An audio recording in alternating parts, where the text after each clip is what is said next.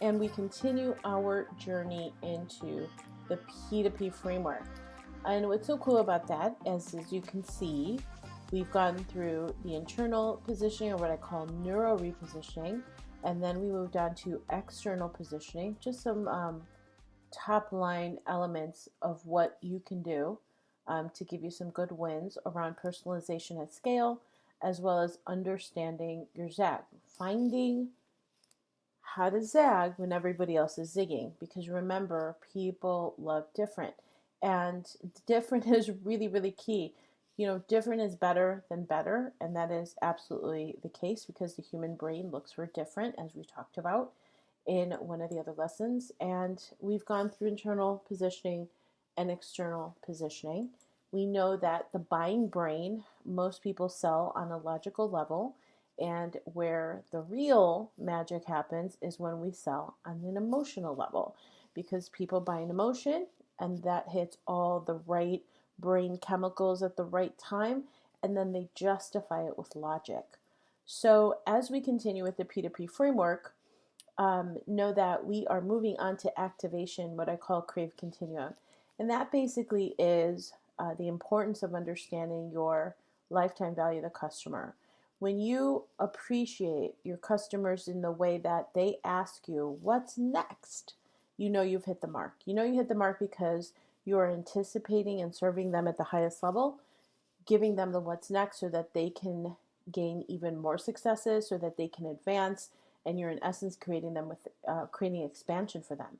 But for this purpose, we're again going to keep it super high level as part of the P2P framework. As we are moving into activation, one of the things to know is when you're ready to broadcast your message. This is the time, once you have your positioning in place, once you understand who you are, what you stand for, and it's really aligned and it's congruent and there's story behind it, and you have these elements of zag and it's personalized, meaning you're not speaking to everybody. You have a premium prospect in mind of who it is you want to impact. Now you're ready to broadcast your message. And again, there's other components to positioning. I'm keeping it high level for the purposes of this boot camp. However, with the intention of giving you stuff that you can use.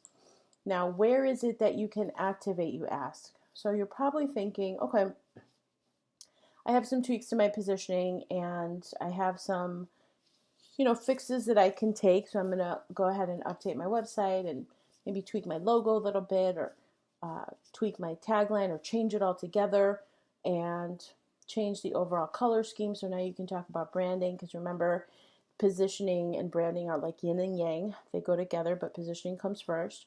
And then you might have some sell sheets and all this other stuff.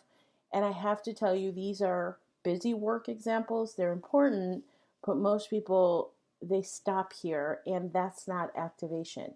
Activation is, what is it that your premium prospects are seeing, and how are you creating a pull strategy so that you're bringing them into your world. There's more than that. And what I'm going to ask you is, think even bigger than just the website, the logo, the tagline, the presentation, and sell sheets, because that's really more of the collateral things that you have, but it's not necessarily creating a pull strategy, right? So think even bigger. And how to do that is, think of your activation as an ecosystem. And that ecosystem is comprised of the different types of traffic that you're getting. See, most people, when they think about traffic, if you're not spending any money on your advertising, then you basically have an organic type of approach. And some people say, okay, well, I'll throw some money at some ads and things like that. And if that's very sporadic, or there's no real system behind it, what happens is that you'll get some results, but not necessarily sustainable. So what I'm bringing to light here is that there's three distinct ways that you can connect and bring people into your world. There's owned activation, earned activation, and paid activation. And owned is comprised of your website, your blog, your social, your emails, your decks. And by decks, sorry, that's a corporate term. It just means your PowerPoint presentations or your presentations. And this can also include a podcast. So for example, I have my podcast, Positioning to Profit. That's my asset. I own it. And so any traffic that I get on here, on my podcast, that's my owned traffic. I own it. I own the platform, so to speak. Social is a little bit iffy. I would not say, build your entire empire on rented land, because some people have their entire businesses on Facebook, and in the terms of in conditions of Facebook, they could pull the plug at any time. I would just caution, don't build your empire on rented land. So social, though, any names that you would bring onto your email list, for example, they would be owned by you.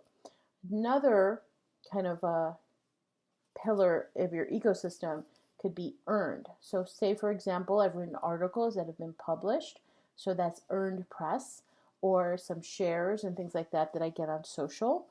Shares, comments, likes, those are all good. Or for example, in a Yelp review or any kind of review system, that goes into the earned bucket. Any interviews, again, podcasting is really fantastic, and you can start out very organically. There's so many people who are starting podcasts, and I have to tell you, this is such a great avenue for creating reach. And then the other one is collaboration. So strategic partnerships, I mentioned that on one of the Q&A calls. That is something that I'm very bullish about, because strategic alliances or collaborations, these are the things that really help to shortcut the process from feeling like you have to wait and wait and wait to tap into an audience, where you can have this really great collaboration that it just becomes a game changer in your business. And then the last one is paid, right? People who pay for ads, whether it's on Facebook or Google Display or Instagram or Pinterest or YouTube ads, anything like that, paid. That is another source of activation where you're paying for traffic, and it definitely works. The price of ads is never going to go down lower at all, ever. And so you really have to have a budget for that. And I would definitely recommend, if you do it consistently. Another form is events. And while I think of events, I used to think of events as like big conferences and whatnot, but I have had clients who have been massively successful with smaller events where they connect and sell really big packages, and it's massively successful. So events could also be virtual events. In this day and age, virtual events could be where you're paying to be in a summit or any of that kind of activity where you're bringing people into your ecosystem. And then another example is sponsors. There are small businesses that become sponsored, especially like in Instagram, where if they see that you have a following, companies will contact you and have you sponsor their product or service. So this is really an example of activation. And do you see how, for example, within each of these, it has a distinct approach, whether you're looking to activate owned, earned, or paid. Now, some people say, well, where should I start? I mean, you could definitely start on the owned side, but I would say that you definitely should have ultimately a strategy where all three are put into place: owned, paid, and earned. So it's not one or the other. It really, in a perfect world, would be all three. The important thing here to understand is you really want to measure your progress and know your numbers.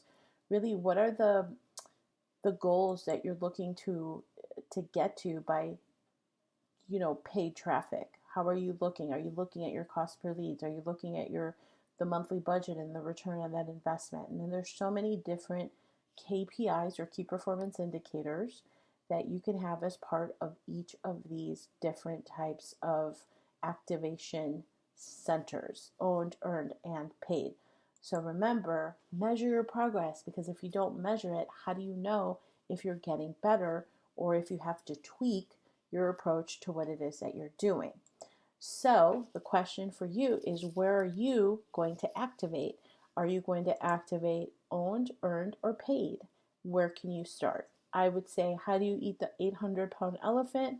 You start one bite at a time. So don't feel overwhelmed by any of this. My intention is to create awareness so that you can see what the successful business owners are doing, to the extent that they have these things all dialed in and they measure their success and what's working and what's not.